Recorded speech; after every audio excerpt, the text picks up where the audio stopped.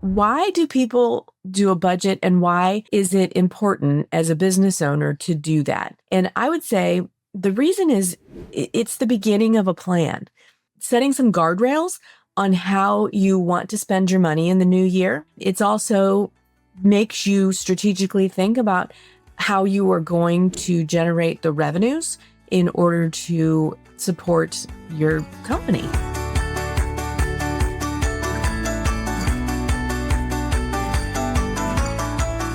Hi, everybody, and welcome to another episode of Accounting with Confidence. I'm outright going to just apologize. I've been recovering from kind of an upper respiratory issue for the last couple of weeks, but I had some time scheduled today to work on some podcast recordings. So I thought I'd go ahead and bring you another episode. Now, this one I'm going to consider a confidence booster, and I'm going to keep it pretty short. But it's something that right now in the season we're in, which is we're kind of in mid-November right now, it's planning season. So in my last episode, I talked all about going to the strategic planning summit that I do with the Woodard organization.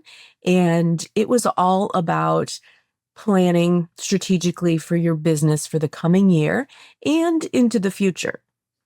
But what I feel is something that is the starting point for people who don't tend to do a whole lot of planning with their business is the budget process. So today I'm going to talk about a little bit about why you should be doing a budget, a little bit about how you can do the budget, and then also where that falls in the spectrum of doing planning for your organization. So first off, why do people do a budget, and why is it important as a business owner to do that? And I would say the reason is it's the beginning of a plan. It is setting some guardrails on how you want to spend your money in the new year. It's also makes you strategically think about how you are going to generate the revenues in order to support your company. So the basic level of a budget is to go through and do a budget on your profit and loss. So on your revenues, you're going to come up with a monthly amount, which totals up to an annual amount. And some people can just say, I want a total for the year, an annual amount, and divide it by 12. But if you're seasonal, that is not something that I necessarily recommend. I think it's, especially from a budgeting standpoint, unless you are fairly low volume of transactions, I would say you want to get a little more precise. But the starting point is, what's your total revenue is going to be divided by 12? And that's what it's going to be per month, the revenue budget that you're shooting for. Now, let me be clear, a revenue budget is not really a budget. It's a forecast. You have to take some time to say, okay, how much revenue do we need? How much revenue, to cover overhead, to pay your people, to afford to make your product or provide your service. There's a minimum level. There's that break-even amount of revenue that you need to have to keep the doors open. But more importantly, for a business, you need to be budgeting, forecasting on your revenue side for an increase, if that's a goal. And I would say that 99.999% of the time, you should be budgeting to have an increase in revenue year over year, because expenses are not staying the same. Expenses, even if you don't change anything, you don't give raises to your employees, you don't change what software you're using, you don't change, there's no change to your lease this year, anything like that. Just because those don't change, some of those other expenses do change. Insurance goes up, software subscriptions go up, the cost of supplies, your contractors may have an increase. So those are things that are not in your control. A price increase from a vendor is something you have to consider and say, okay, do I want to stay with this vendor? Do I want to shop it? There's a cost to switching vendors at some level, whether it's the cost of time or it's the cost of just, the implementation could cost.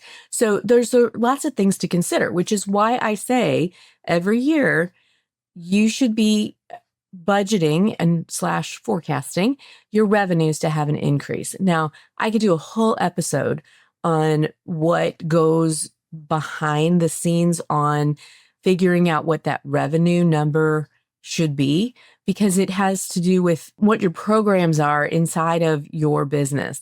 Do you have a standard, 2% price increase are you contract based? Can you provide a new service? Can you get more customers? There's a lot of pieces that go into making up what supports the number you want for revenue. But if you were to just be starting and you don't want to, take that time to delve that deep into the details, I would say take what you expect this year's revenues to be and add a percent.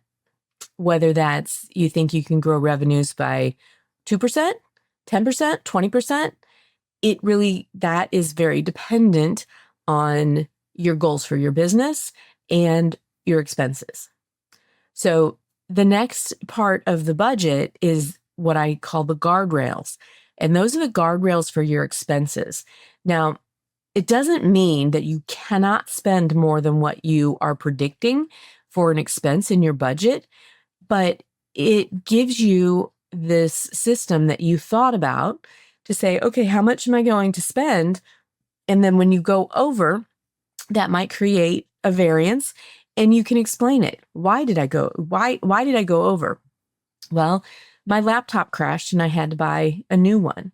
Maybe it's something along the lines of you had an opportunity to go to a conference and you didn't budget for that in your education line, but it became something that was very important to you at the time, and you consciously made a choice to go over the budget.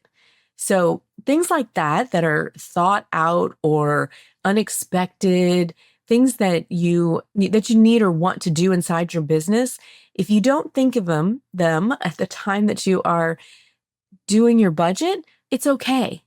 But just know that you're not going to go back and change your budget once the year has started. You're just going to show those things as variances. So for me, I start with a profit and loss statement. I dump about 2 or 3 years out of, and that will show me my revenues each year. It will show me my total expenses each year. And I also show it as a percent of your revenue so that you can say, okay, look, my merchant fees for paying for my credit card processor have averaged 2.2% over the last 3 years. That's how much I'm going to budget for that this year. So it takes some time. It depends on how complex your chart of accounts is and what level of detail you are keeping inside of your accounting software. And so whenever we work with people who are, they really, really like to have lots of sub-accounts and sub-accounts of sub-accounts, we discourage that because it makes it difficult to come up with an overall budget. When you're budgeting advertising and you're budgeting by Google ads versus Facebook ads versus Instagram, whatever. I mean, all of those things, if you're keeping those as sub-accounts, really what you need is just an overall advertising budget. You don't need all of that detail inside of your budget. Now, of course, there is my rule of thumb that if you're putting a customer name, a vendor name, or an employee name in the name of a chart of accounts, you're not doing it right. Chart of accounts should be fairly vague, and then digging into that account is where you find the details.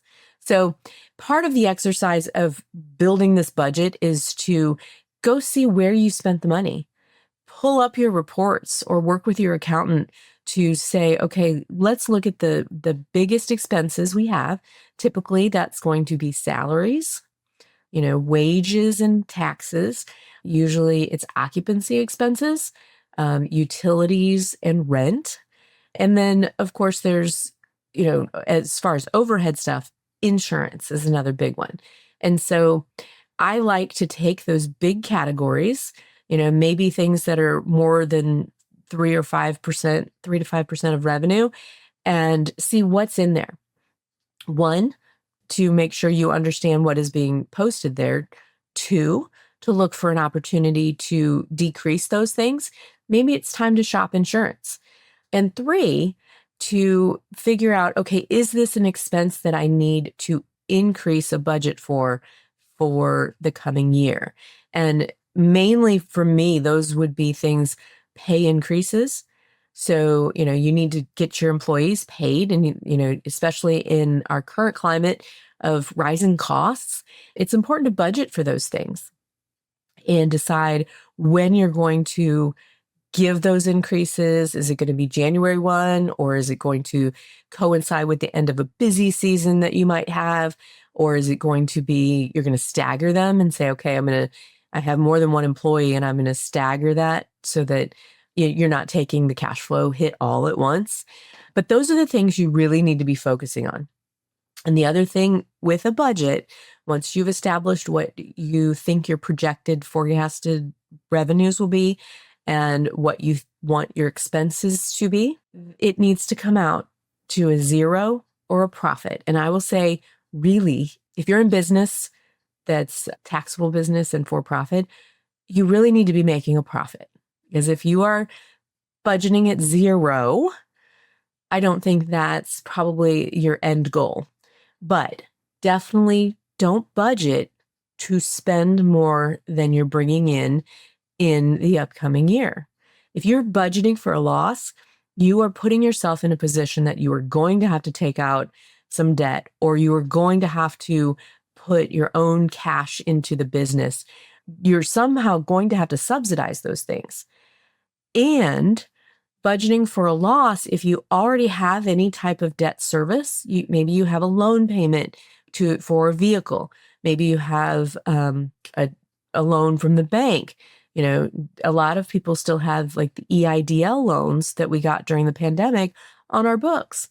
And what the profit and loss statement does not take into account for the budgeted expenses is the actual principal amount that gets applied to those loans. We are only budgeting for the interest because that's what you track on your profit and loss. So if you're budgeting at a loss just for the expense portion, then you don't have enough cash to pay for the principal side of it.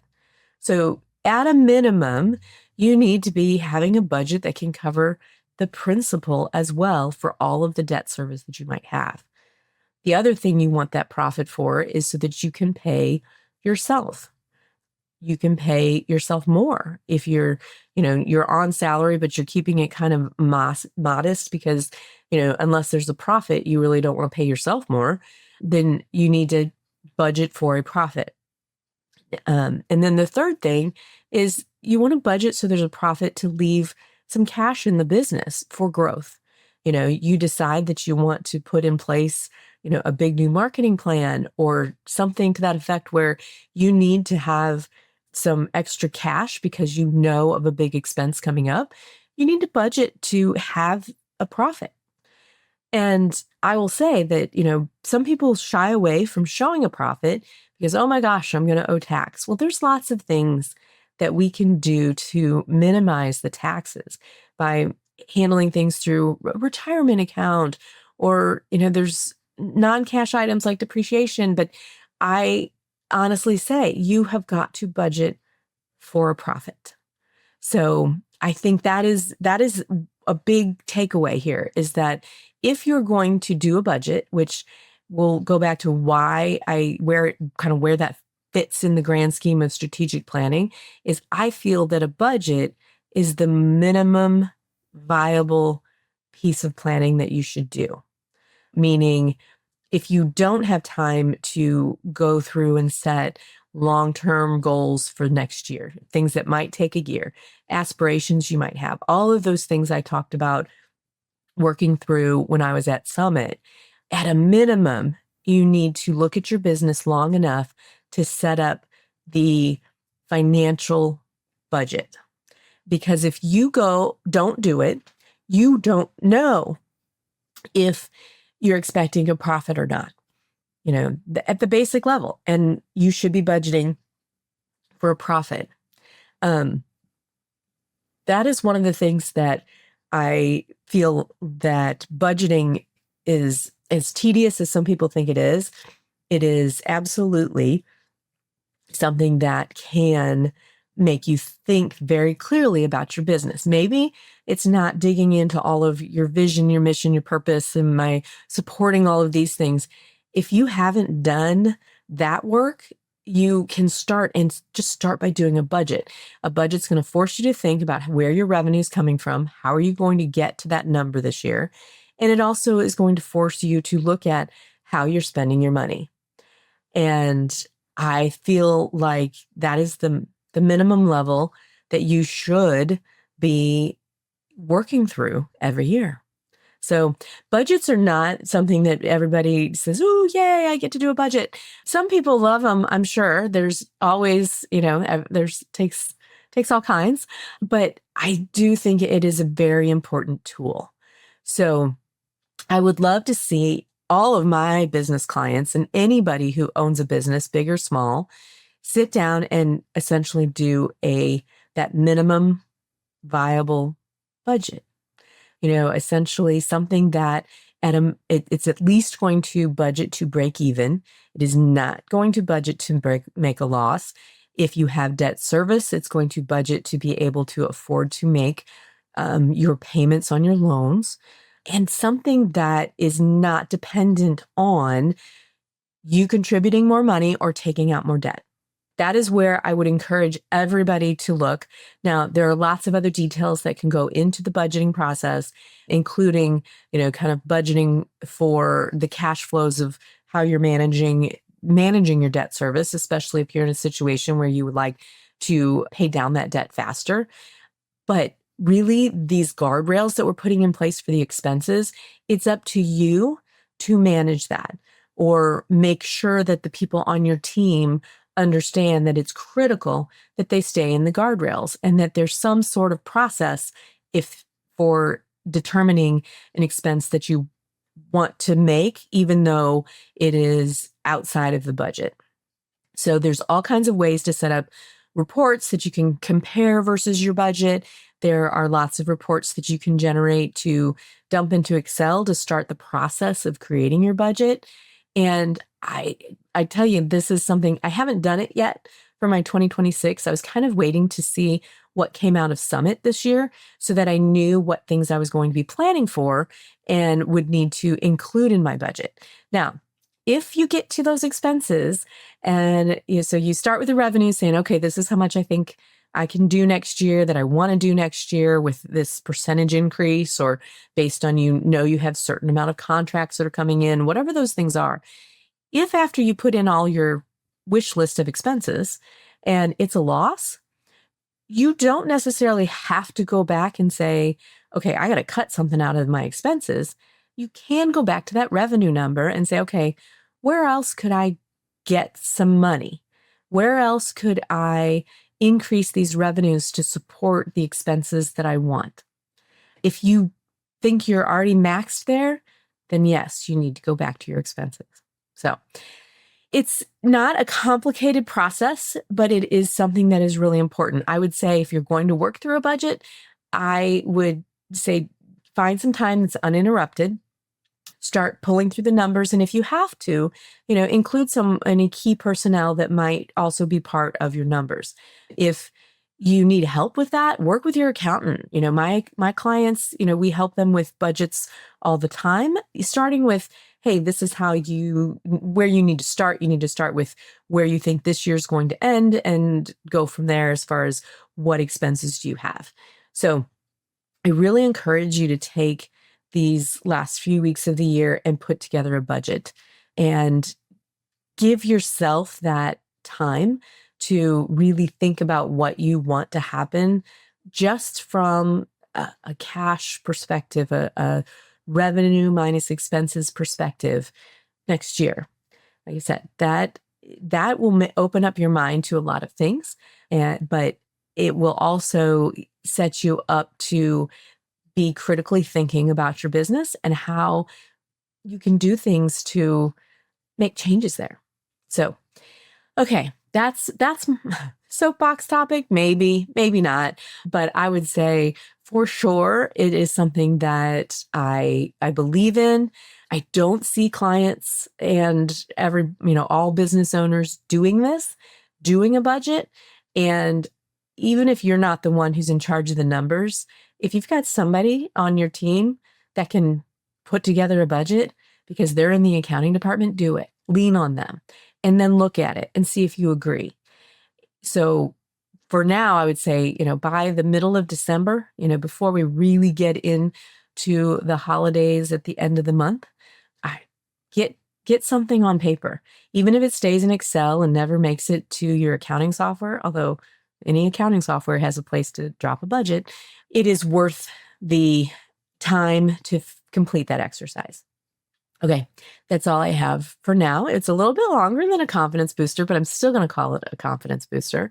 And thanks for listening. And I'm very excited to announce now that we have merged Accounting with Confidence as the podcast is actually now Accounting with Confidence, the accounting firm.